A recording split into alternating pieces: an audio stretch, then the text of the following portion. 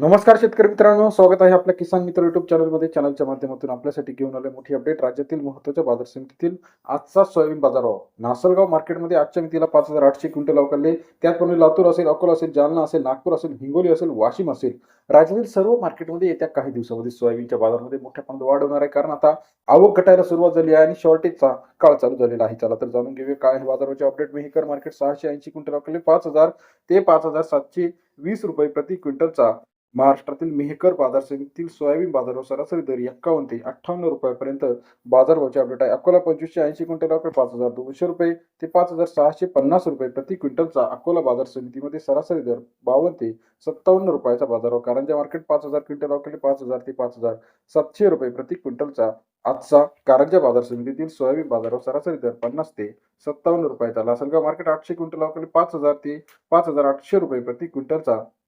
लासलगाव बाजार समितीमध्ये सरासरी दर 50 ते 58 रुपयापर्यंत बाजारभावाचे अपडेट आहे. हिंगणघाट मार्केट 1490 क्विंटल अवकालले 5,000 ते 5,720 रुपये प्रति क्विंटलचा. हिंगणघाट बाजार समितीमध्ये सरासरी दर 50 ते 57.20 रुपयापर्यंत बाजारभावाचे अपडेट आपल्याला पाहायला मिळते. अमरावती मार्केट 1884 क्विंटल अवकालले 5,000 ते 5,600 रुपये प्रति क्विंटलचा.